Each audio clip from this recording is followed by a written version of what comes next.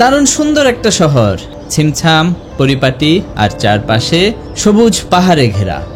একটা ছোট্ট ভ্যালির মধ্যে নিজের মতো গুছিয়ে থাকা শহরটার নাম খাগড়াছড়ি।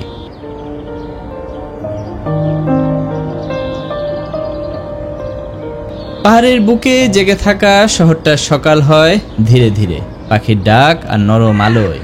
আজকে সকালটা একটু আলাদা, একটু বেশি রঙিন, কারণ আজকে উৎসবের দিন। মেয়েটা হেঁটে যাচ্ছে পাহাড়ি পথ ধরে, চারপাশে সবুজ, বাতাসে ঠান্ডা একটা শান্তি।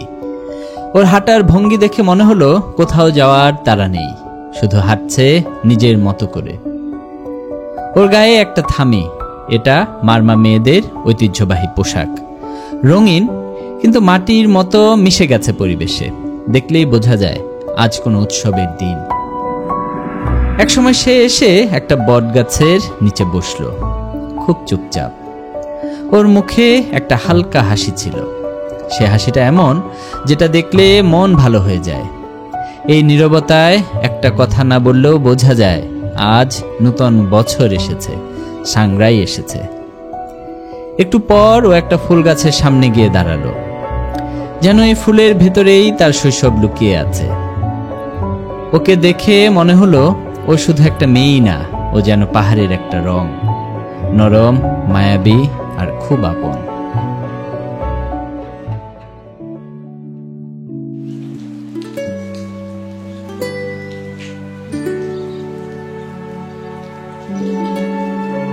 চম্পাঘাট খাগড়াছড়ি শহরের খুব কাছেই দারুণ সুন্দর একটা ত্রিপুরা গ্রাম।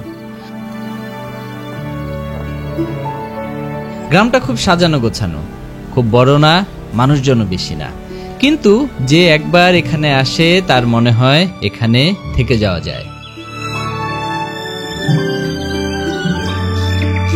সকালে আলোটা এখানে অন্যরকম, খুব নরম, বাতাসে ধূপের গন্ধ মেশানো।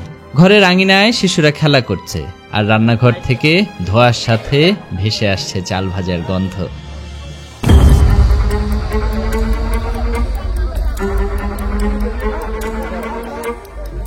আজ এখানে একটা বিশেষ দিন, গড়িয়া পূজা, তাদের ধর্মীয় উৎসব।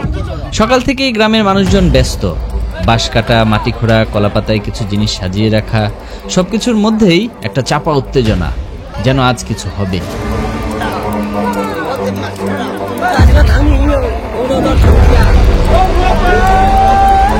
আর বিকেলের দিকে শুরু হবে গড়িয়া নৃত্য। এই নাচ আর 5টা নাচের মতো না, এটা যেন আদিম কোনো ভাষা। একজন মানুষ থাকবে মাঝখানে, সেই পুজোর জায়গায়, আর চারপাশে সবাই নাচবে, দৌড়াবে, আবার থেমে দাঁড়াবে। তাল মেলে না, কিন্তু ছন্দ মেলে। এটা এমন এক ধরনের নাচ যেটা দেখতে দেখতে আপনি ভুলে যাবেন আপনি কোন সময়ে দাঁড়িয়ে আছেন। এই গড়িয়া নাচের ভেতর দিয়ে আজকের দিনটা ধীরে ধীরে এগিয়ে যাবে। যখন এই পাহাড়ি গ্রামের ভেতর আনন্দের এক ঢেউ চলবে, তখন খাগড়াছড়ি শহরে আরেক উৎসব শুরু হবে, সাংগ্রাই, মারমা জাতিগোষ্ঠীর পানি উৎসব। পাহাড়ি নূতন বছরের প্রথম দিন, একদম আলাদা রঙের, আলাদা ছন্দের আরেকটা উৎসব।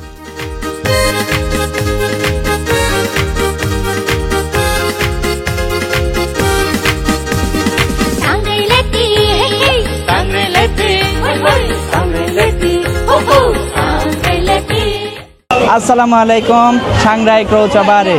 আমি মারমা ভাষায় আপনাদেরকে বৈশাখের শুভেচ্ছা জানালাম। আছি খাগড়াছড়িতে সাংগ্রাই উৎসব দেখতে। আজকে সম্পূর্ণ ভিডিওটা জুড়ে সাংগ্রাই কিভাবে উদযাপিত হয় সেটা সবার সামনে তুলে ধরার চেষ্টা করব। আসেন একসাথে সবাই মিলে সাংগ্রাই উপভোগ করি। এগো যাও।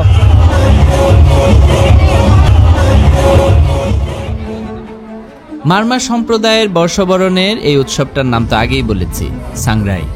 এই সাংগ্রাইয়ের সবচাইতে জনপ্রিয় আর মজার অংশটা হলো পানি খেলা, নাকি বলবো জল কেলি। তরুণ তরুণীরা রঙিন জামা পরে এসেছে, চোখে মুখে উৎসবের আনন্দ। একদিকে রাখা আছে বড় বড় নৌকা, ভর্তি পানি।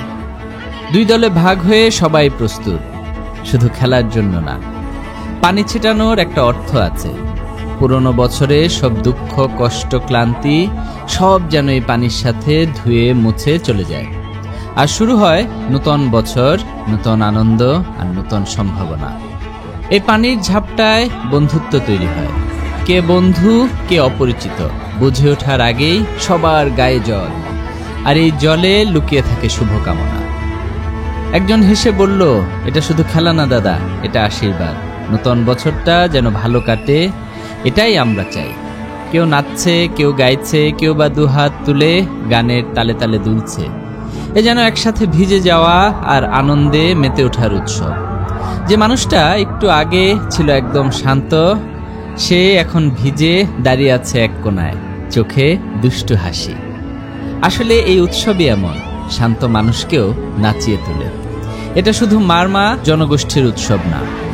এই জলকেলি হয় থাইল্যান্ডে, লাওসে, মিয়ানমারে, কম্বোডিয়াতে।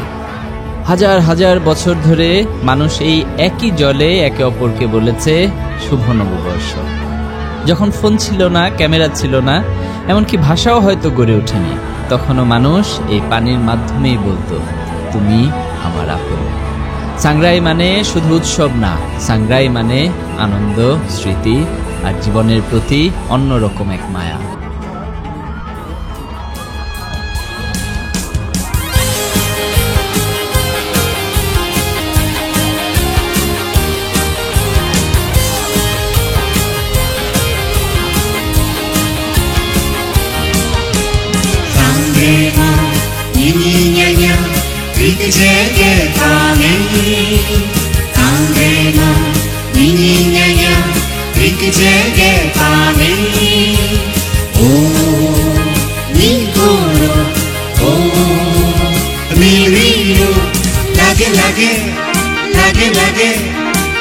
Lage chuklo de mele, amre ma, nini nyanya, rikijege pame. Amre ma, nini nyanya, rikijege pame.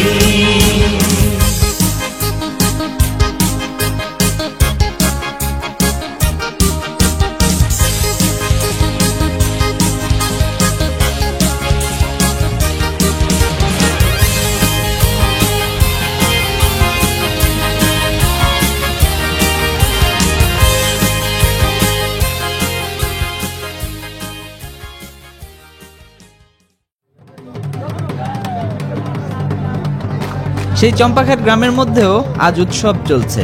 গ্রামটা গর্জে উঠছে ঢোল আর গড়িয়া নৃত্যের তালে। এই নাচটা সাংগ্রাইয়ের পানি খেলার মতোই রঙিন, কিন্তু তফাৎ আছে। সাংগ্রাইয়ে যেমন সবাই মিলে মজা করে হাসে, ভিজে একাকার হয়, গড়িয়া নাচে তেমন কোনো খেলা নেই।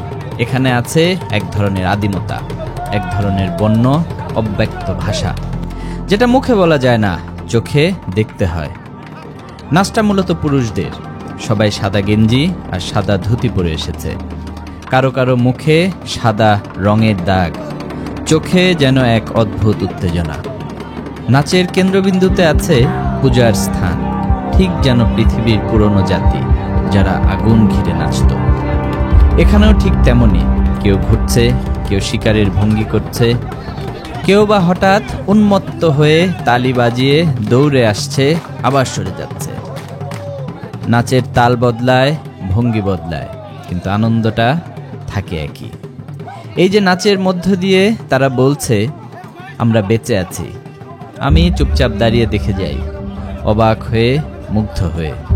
মনে হয় যেন এক মুহূর্তের জন্য সময়ে পেছনে চলে গেছি। এই আধুনিক পৃথিবীতে দাঁড়িয়ে একটা আদিম উচ্ছ্বাসের সঙ্গী হয়ে পড়েছি। এই পূজাটা কিন্তু আমাদের চেনা সেই ধূপ, প্রদীপ, ঘণ্টা বাজানো পূজা না। এখানে নেই মন্ত্র পড়া ব্রাহ্মণ, নেই সেজে ওঠা মন্দির। আছে পাহাড়ের কোল ঘেঁষে খোলা আকাশের নিচে এক টুকরো মাটি, আর তার চারপাশে গা ছমছম করানোর শব্দ।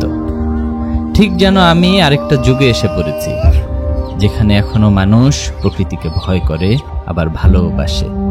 এই পূজাটাকে দেখে আমার মনে হলো এটা কোনো দেবতার উদ্দেশ্যে না, এটা যেন জীবনকে, বাঁচাকে, প্রকৃতিকে শ্রদ্ধা জানানো এক অভিনব উপায়। গ্রামের মানুষ যে যা পেরেছে নিয়ে এসেছে। কেউ একটা মুরগি হাতে করে এসেছে, কেউ ডিম, কেউ এক মুঠো চাল, কেউ বা শুকর। এ যেন এক মেলা, কিন্তু এ মেলা বিকিকিনির জন্য না, বরং উৎসর্গের জন্য। একটা আদিম ভাষা যেখানে কোনো কথার প্রয়োজন নেই। উৎসর্গ করার মধ্যেও এক ধরনের ভাবগম্ভীরতা আছে, কিন্তু তার চেয়েও বেশি আছে নিষ্ঠা। কোনো আড়ম্বর নেই, নেই কোনো নাটকীয়তা, তবু যেন একটা অদৃশ্য শক্তি চারপাশে ঘুরে বেড়াচ্ছে। এইসব দেখে আমি কিছুক্ষণ চুপ হয়ে গিয়েছিলাম। মনে হচ্ছিল আমি দাঁড়িয়ে আছি ইতিহাসের এক জীবন্ত মুহূর্তে।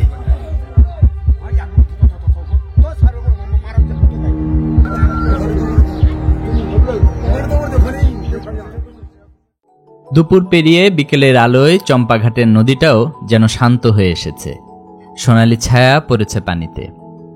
পূজা আর নাচ শেষে এবার পালা পবিত্র হওয়ার।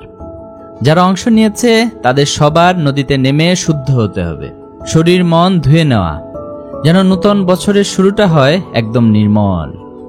ফাঁকি দিতে চাইলেও চলবে না, নদীতে আজ নামতেই হবে। নদীর পাড়ে এখন মিছিলের মতো ভিড়, হাতে গামছা, মুখে হাসি। একজন তো মজা করে বললেন, আজকে স্নানেও পুণ্য আছে। কিছু মানুষ পেছনে রয়ে গেছে, রান্নায় ব্যস্ত। বড় হাঁড়িতে আজ নানান খাবার রান্না হচ্ছে, পুরো গ্রাম আজ একসাথে খাবে। ওদিকে গোসল করছে মূলত পূজা আর নাচে অংশ নেওয়া প্রাপ্তবয়স্করা, কিন্তু তাদের দেখে মনে হচ্ছে যেন সবাই শৈশবে ফিরে গেছে। পানিতে ঝাঁপ, কয়েকজন মিলে একজনকে পানিতে ফেলে দেওয়া, আর হাসির ফোয়ারা। পাশে দাঁড়ানো একজন হেসে বললেন, জীবনে আর কিছু লাগবে না রে দাদা, যদি এমন একটা নদী থাকে আর মাঝে মাঝে এমন একটা দিন আসে।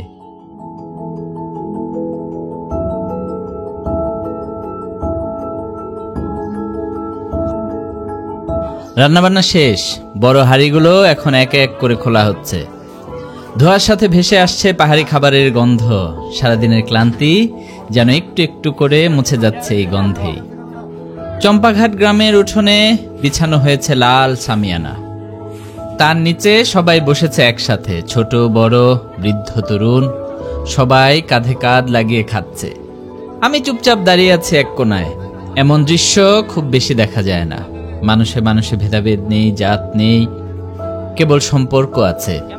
আমার মনে হলো এমন খাবারে তো শুধু পেট ভরে না, মনও ভরে। পাশের উঠোনে বসে থাকা এক বৃদ্ধ লোক হেসে বললেন, এটা শুধু খাওয়া না দাদা, এটা একসাথে বাঁচার উৎসব। কথাটা শুনে কেমন যেন ভেতরটা কেঁপে উঠল।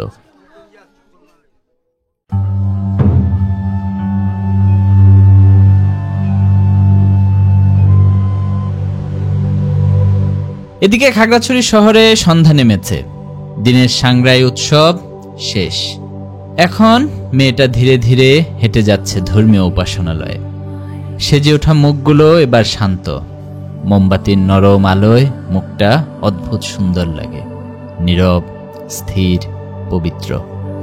সে কারো সাথে কথা বলছে না, কিন্তু তার চোখ বলে দিচ্ছে তার ভেতরে অনেক কথা চলছে, খুব একান্তে কিছু কথা। ভালোবাসা, কৃতজ্ঞতা, দুঃখ, চাওয়া পাওয়া। এই নীরব মুহূর্তটা যেন কারো সঙ্গে নয়, শুধুই সৃষ্টিকর্তার সঙ্গে। আমি দূর থেকে তাকিয়ে থাকি, মনে হয় এই পাহাড়ি সন্ধ্যা, এই আলো ছায়া, এই নীরব প্রার্থনাগুলো সব মিলিয়েই জীবনটা এত সুন্দর।